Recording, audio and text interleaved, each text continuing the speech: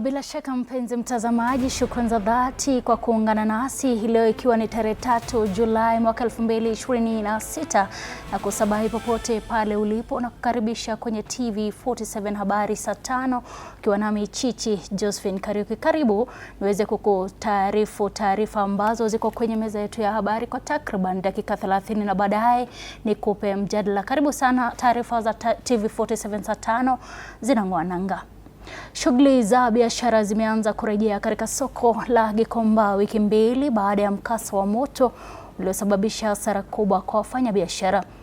Wafanyabiashara wanasema bado wanahitaji msaada wa serikali ili kufidiwa na kurejea katika hali ya kawaida. Wengi wao wamelazimika kukopa madeni ambayo sasa hawajui wataweza kulipa vipi. Paul Kirobi anatanguliza taarifa hizi.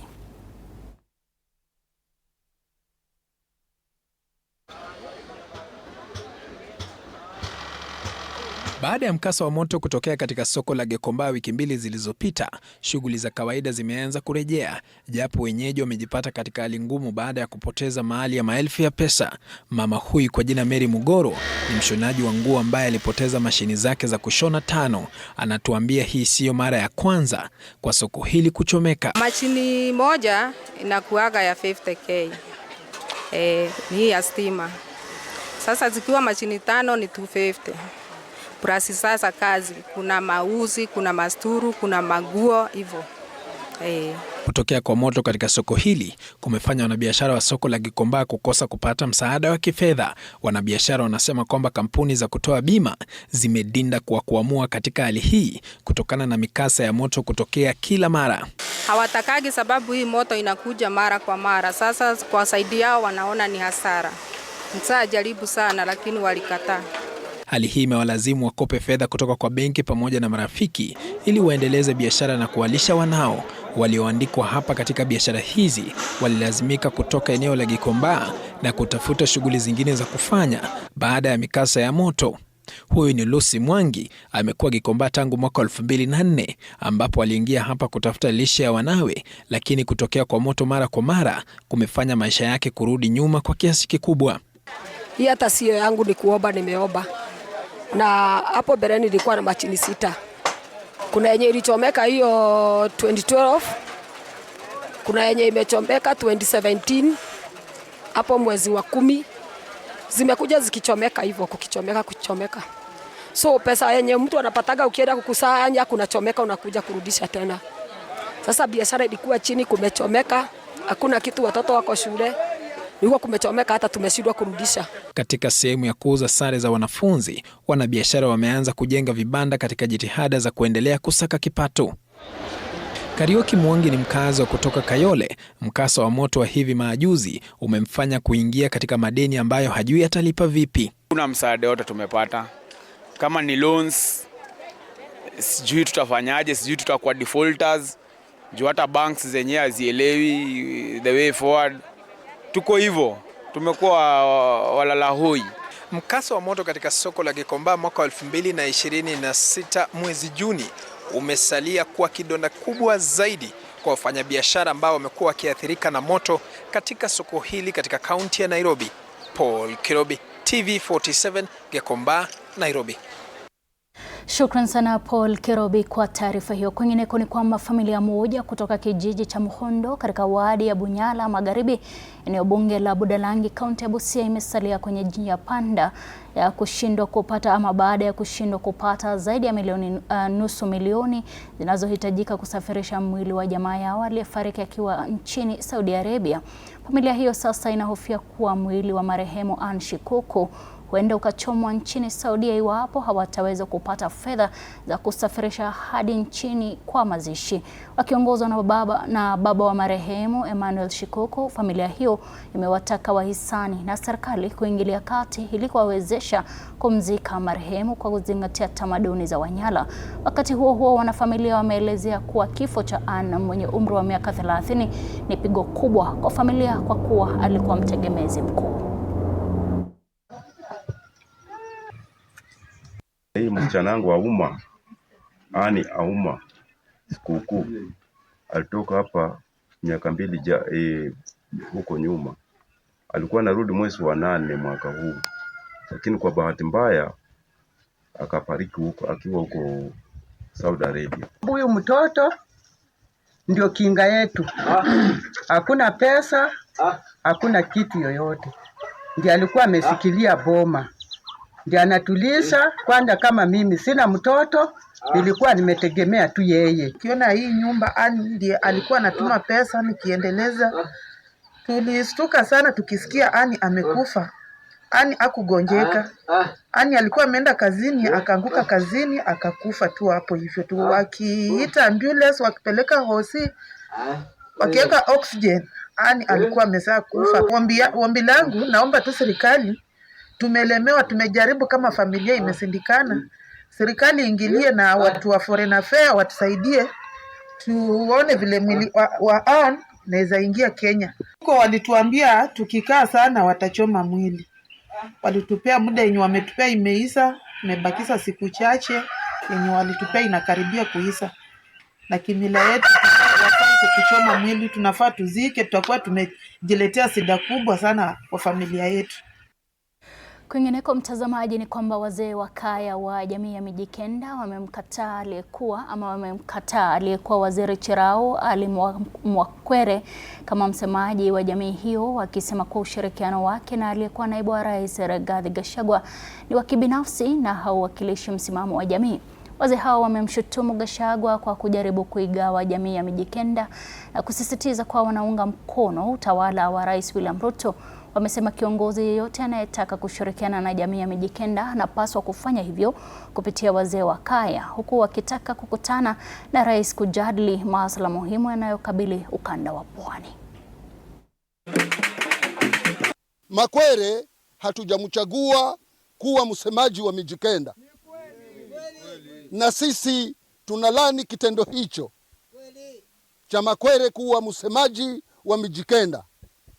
Laani kitendo na kauli ya Mwakwere kukutana na Gachagua akimleta nyanjani akidai ya kwamba sisi wa Mijikenda tuko nyuma yake, tunamkubali Gachagua kama mpinzani. Kitendo hicho sisi tunakilani na wala sisi hatuko pamoja naye. Sisi kama wazee wa makaya tunataka kuweka appointment, tunataka tukakutane na rais Ikulu kama vile wenzetu wengine wa kutoka matabaka mbalimbali wanavyokwenda Ikulu, wakakutana na rais na wakasimulia matatizo yao. Mwakwere tumempa miaka 10 akawa yeye waziri kila department, lakini hakukumbuka kwamba kuna Mijikenda, hakukumbuka kwamba kuna wazee wa. Na mtazamaji, polisi mjini Nyahururu, kaunti ya Laikipia wamefanikiwa kutibua wizi wa mifugo na kurejesha ng'ombe, kondoo pamoja na mbuzi zaidi ya 40 walioibiwa katika eneo la Chemichemi, huku naibu kamanda wa polisi wa kaunti ndogo ya Nyahururu akisema mshukiwa mkuu alikamatwa mjini Subukia na anazuiliwa katika kituo cha polisi cha Nyahururu. Laban Muhinda anatueleza.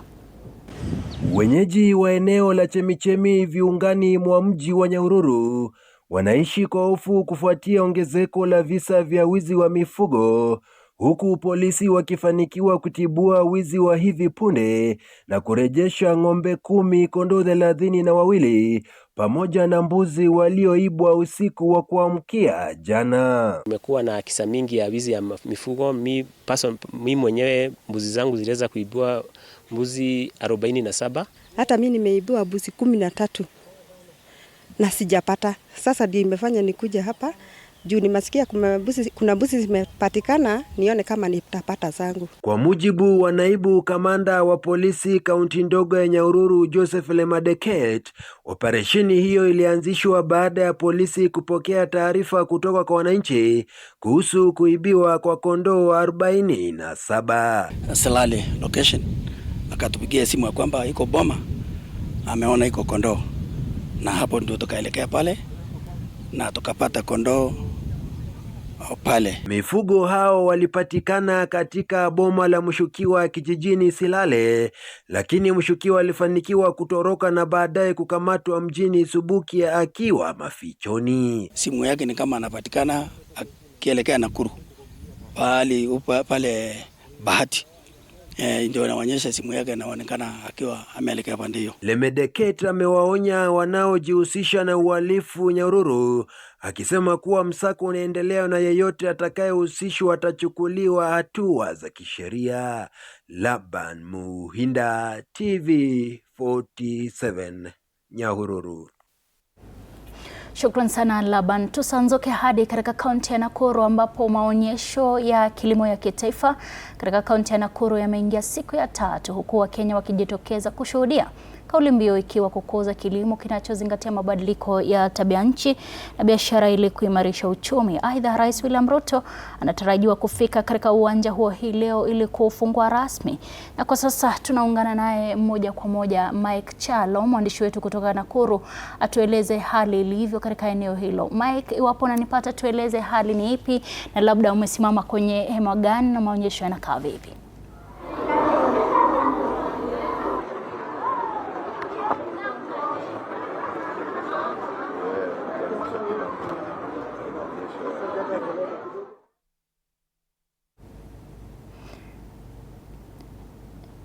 Na mpenzi mtazamaji, kumbuka tutakuwa tukiungana naye Mike Chalo hapo baadaye ili aweze kutupa taswira kamili.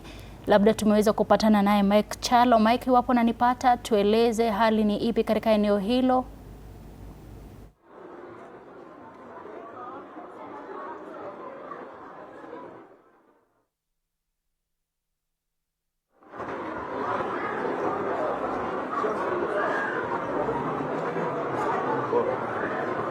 Naam, asante sana Chichi. Ama kweli ni siku ya 3 ya maonyesho ya kilimo hapa katika kaunti ya Nakuru. Kilimo ambacho mwaka huu kauli mbiu ikiwa ni kuzingatia mabadiliko ya tabia nchi sawa na biashara ili kuimarisha uchumi hapa nchini. Na nimeweza kutembea tu katika mahema mengi, na kwa sasa tuko katika hema la KPA, halmashauri ya bandari hapa nchini, ambapo nitakuwa nazungumza na washikadau mbalimbali waweze kutuambia pengine leo hii hapa katika maonyesho haya ya kilimo hapa katika kaunti ya Nakuru SWA watakuwa wanaonesha nini. Wanaoingia hapa, unaona baadhi ya wanafunzi ambao wako mbele ya kamera ambao wameingia tu katika hema hili la KPA kuweza kujionea tu kile ambacho kinaoneshwa hapa. Na moja kwa moja niweze kuanza na meneja wa KPA wa bandari kavu. Kwa maoni yako, ukianza na jina, pengine utuelezee nyinyi kama KPA leo hii mmefika hapa katika kaunti ya Nakuru katika maonyesho ya kilimo, na vile vile katika kaunti hii tunayo bandari kavu katika eneo la Naivasha. Pengine linaimarishaje kilimo na SWA biashara hapa katika kaunti na taifa zima kwa ujumla? Asante sana. Kwa majina, mimi naitwa Paul Por, nasimamia bandari kavu ambayo ni Inland Container Port Nairobi, na pia Naivasha na vile vile Kisumu. Kwa upande wa biashara, bandari kavu imesaidia usafirishaji ya mzigo kutoka bandari kuu hadi bandari ya kavu ya Nairobi na ya Naivasha. Na pia mzigo ingine inaenda na ile reli ya zamani ambayo tunaita meter gauge, inaenda mpaka Kisumu, na ikiwa pale inashushwa inapita na bandari ya Kisumu, Lake Victoria, ikielekea upande wa Jinja na upande wa Port Bell. Aswa kwa upande wa kilimo, tunasafirisha vyombo vya ulimaji, aswa mbolea na kama tractors ama farm implements. Pengine ipo mipango ya kuongeza bandari hizo kavu hapa nchini, ama ulizozitaja ndo ambazo zitasalia kuwa? Vile mnavyojua, tuko na port moja kule Lamu ambaye naenda mpaka Ethiopia ukipitia Lapset, na huenda hivi karibuni tutakuwa na bandari kavu sehemu za Moyale. Asante sana. Na msimamizi ambaye anayesimamia kituo hiki cha maonesho, pengine utuelezee ni kitu gani ambacho mnaonesha hapa? Watoto wa shule wanatembea, watu wazima pia wanazuru eneo hili, pengine ni kitu gani hasa mnaonesha? Asante. Kwa majina, naitwa Peter Odera. Mimi ndo nasimamia kamati ambaye inaonesha mambo ya show hapa Nakuru. Sisi tunaonyesha mambo kadhaa. Tunaelimisha wageni wetu, watoto, mambo ya port, mambo tunafanya kazi gani na umuhimu wake ni nini kwa ukulima na kwa nchi kwa ujumla. Pia tunahimiza watu wote waje wajifundishe umuhimu wa bandari letu na mambo ya ukulima. Nakuru ni kaunti moja nzuri sana kuhusiana na ukulima, na bandari ya port ndo kilelezo ya vile vitu zinaingia zikitoka. Pengine wanafunzi ambao wanatembea hapa na wana pengine maono ya siku za baadaye kuweza kufanya kazi katika halmashauri ya bandari, pengine ni wakati mwafaka wa kuweza kuzuru eneo hili. Ndio kabisa. Wapata poti kuna mambo kadhaa inaendelea. Kuna watu ambao wanahusiana na ile operations ya poti, kuna watu wanahusiana na ile engineering ya poti, kuna accountants, kuna watu wa kuangalia strategy. So haijalishi ile course ambayo unachukua, kwa sababu ina complement yote hizo courses zote zina complement ile kazi ya ujumla ya poti ambayo inatakana ifanye. Asante sana. Chichi ndio baadhi ya mameneja hapa katika hema hili la KPA. Kumbuka ni maonyesho hapa katika kaunti ya Nakuru, na tumeweza kutembea katika hema mbalimbali sawa na hema hili la KPA. Umeweza kusikia baadhi ya wanafunzi ambao pia wanania ya kufanya kazi katika halmashauri ya KPA kwa siku za usoni. Hapa pia watakuwa wanafunzwa na kuelezwa pengine ni kitu gani ambacho huwa kinaendelea. Pamoja na hilo pia tulikuwa tunamtarajia Rais William Ruto aweze kuja katika maonesho haya, japo hatujaweza kujua hatima yake, lakini tumekita kambi katika uwanja huu wa show hapa katika kaunti ya Nakuru, ambapo pia tutakuwa tunatembea katika mahema mengine kuweza kuangalia ni vitu gani vinaendelea hasa katika maonesho haya ya kilimo hapa katika kaunti ya Nakuru. Kutoka hapa kwako Chichi. Na shukrani sana Kielo kwa kuweza kutupa taarifa hiyo, na labda tutakuwa tukiungana nawe moja kwa moja mida ya baadaye wakati ambapo Rais William Ruto atakuwa akifika pale ili kufungua maonesho hayo rasmi. Tuendelee mbele mtazamaji, ambako huko taka za plastiki zikiendelea kuchafua mazingira na kuhatarisha viumbe wa baharini, wakazi wa Mombasa wamehimizwa kutenganisha taka nyumbani ili kurahisisha urejelezaji wa kupunguza uchafuzi. Vile vile plastiki inayoishia baharini huathiri viumbe vya majini na hatimaye kuweka afya ya wananchi hatarini. Wakizungumza mjini Mombasa wakati wa hafla ya kuelimisha wakusanyaji taka zaidi ya 1000, wadau wa usimamizi wa taka wamesema mafanikio ya urejelezaji yatategemea ushirikiano wa wananchi, wakusanyaji wa taka na taasisi husika. Aidha, wameelezea kuwa kutenganisha taka majumbani hupunguza gharama za uchakataji, kuongeza dhamani ya taka inayoweza kutumika tena na kusaidia kuhifadhi mazingira, huku kaunti ya Mombasa ikiendelea kuhamasisha jamii kukumbatia utamaduni huo. What we at Mombasa County are trying to do is to enrich the masses that you see waste of plastic needs to be properly disposed of, not thrown wherever we feel like, because in most cases this plastic ends up in the ocean. And what happens is it pollutes the fish and we eat the fish. So basically what we are doing is we are eating the plastic. Tumepata elimu ya zaidi na yenye manufaa kuhusu waste segregation, na ni kitu muhimu sana ambayo inafaa ianze kuanzia manyumba. Kwa sababu gani? Waste collection imekuwa difficult na segregation imekuwa tabu sana ikifika kule kwenye dumping areas, na inakuwa sasa there's a lot of pollution. People think that someone else's responsibility. So you have a lot of sometimes ignorance around responsible waste management, because when you actually look at even what the county is trying to push, waste segregation, people are not segregating their waste at source, and then when the waste pickers come to pick, now they have a problem, and we are looking at that so that we actually tell the people that waste is your responsibility.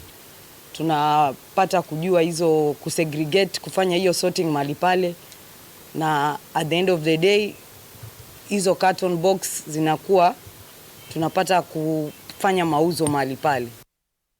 Mtazamaji, tuangazie masuala mengine ambako katibu mkuu katika idara ya huduma za magereza Salome Biako amesema gereza la Nyandarua litaongeza maradufu uzalishaji wa mbegu bora za viazi kutoka ekari 20 hadi 40 ili kuimarisha utoshelevu wa chakula na kuongeza upatikanaji wa mbegu bora kwa wakulima. Biako aliyesema hayo wakati wa ukaguzi wa mradi huo katika gereza la Nyandarua. Laban Muhinda anatuarifu.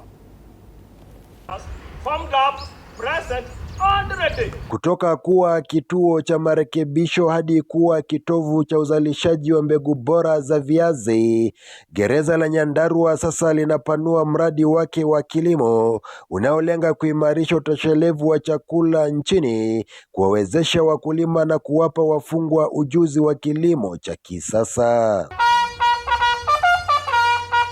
Akizungumza wakati wa ukaguzi wa mradi huu, katibu mkuu katika idara za huduma za magereza nchini Salome Biako amesema gereza hili litaongeza eneo la uzalishaji wa mbegu bora za viazi kutoka ekari 20 hadi ekari 40. Wakati huu tunapanda takriban ya eka 20. Tunataka kupanua. I think this not only will transform the prisons in terms of food security but across the nation. Kulingana na Biako, hatua hii imechochewa na kutangazwa rasmi kwa mradi huu na serikali, huku ukiwalenga pia wafungwa kwa kuwapa ujuzi wa kilimo cha kisasa utakaowasaidia kujiajiri na kuendeleza shughuli za kilimo baada ya kukamilisha na kuhitimu vifungo vyao. It's only imperative that they learn how to grow this and produce potatoes, so that when they are released from prison, they can engage themselves in economically beneficial activities and avoid crime.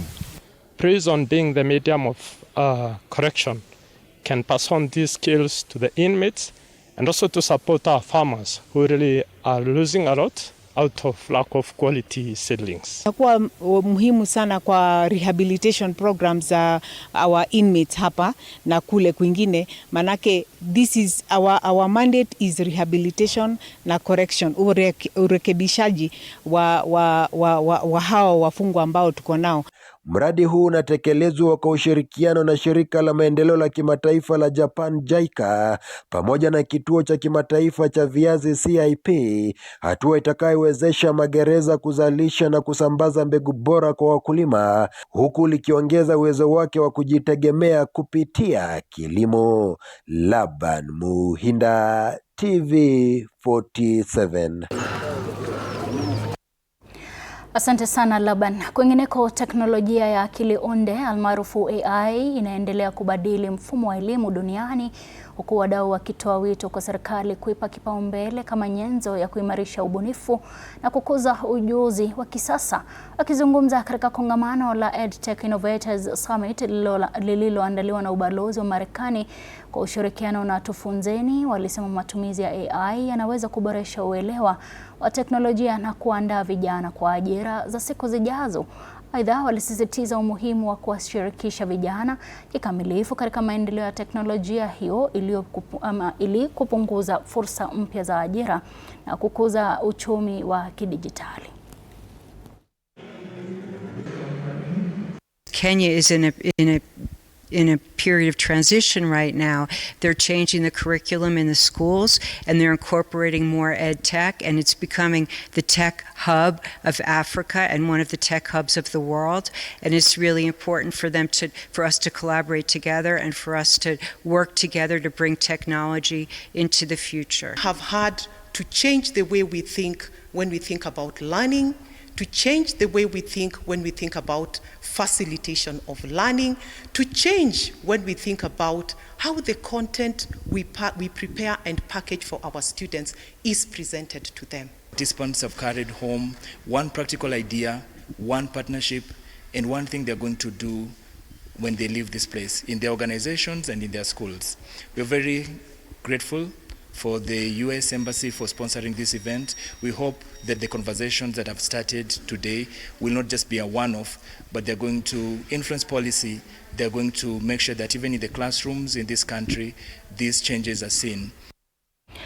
Mtazamaji, kwingineko ni kwamba wakulima wa Kenya wamehimizwa kukumbatia kilimo cha mashine na mbinu za kisasa za uzalishaji ili kuongeza mazao na kunufaika kwa fursa za soko la China chini ya ushirikiano wa Uchina na Afrika. Shirikisho hilo linasema kwamba wakulima nchini limesema kuwa matumizi ya teknolojia za kisasa na mbinu bora za kilimo yatawezesha mazao ya Kenya kukidhi viwango vya ubora, usalama wa chakula na ufuatiliaji vinavyohitajika katika soko la Uchina. Aidha, shirikisho hilo linaamini kuwa hatua hiyo itaongeza ushindani wa mazao ya Kenya katika masoko ya kimataifa na kuwawezesha wakulima kunufaika zaidi na fursa za biashara zinazozidi kufunguka.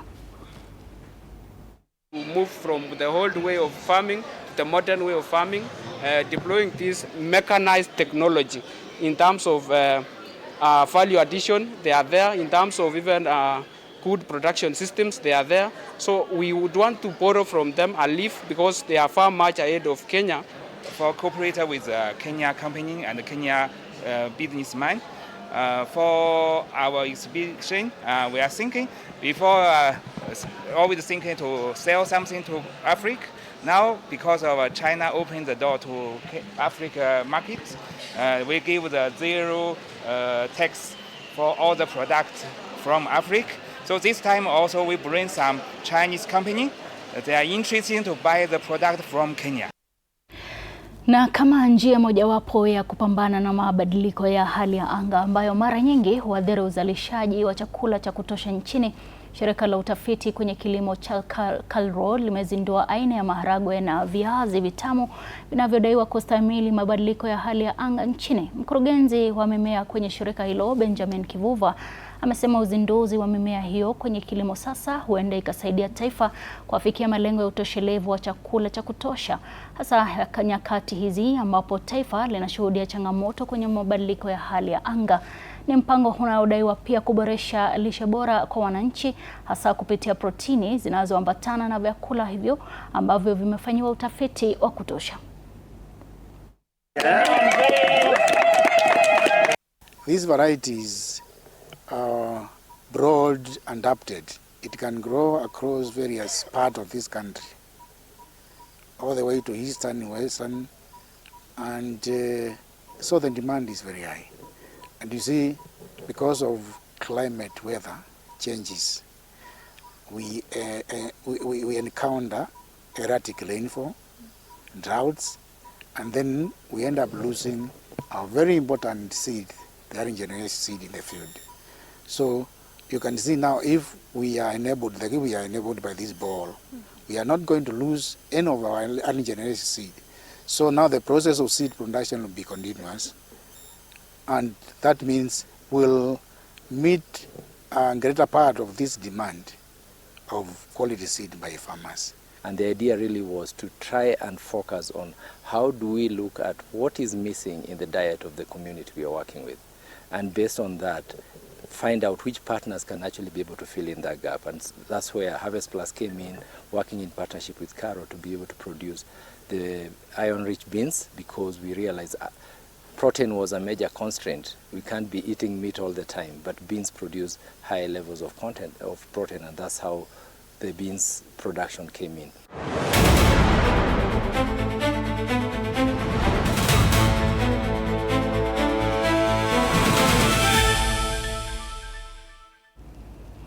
Na mtazamaji, tuingie kwenye meza ya spoti ambako Ureno imeandikisha ushindi wa mabao 2-1 dhidi ya Croatia. Sundays at 8:30 p.m. Good morning. You have my rent? Leo jioni kama tutakuwa tumelipa rent, nauza simu yako. Hamna pesa. I need 3 G's to make my nails today. Sasa hivi natuhusu aje? Can I order now? Do you ship? Can I get blinking ones? Mimi nilikuwa na trade. Nimeekelea kitele yangu na trade ikikunyuma. Oh my god, he left me. Nitumie ni line. Uko nje kuna wifi. Why? Hi-fi? Wait, so what do we call this dish again? I have no idea. The cucumbers are there specifically for my beauty routine. Tamulini kero make a beauty product. Na ameenda. Tunafaa tukuwe na logo yetu. Like, si ni brand already. We won't entertain divas. No. I'm not dealing with a man child. Amazing. Nishapenda hii energy.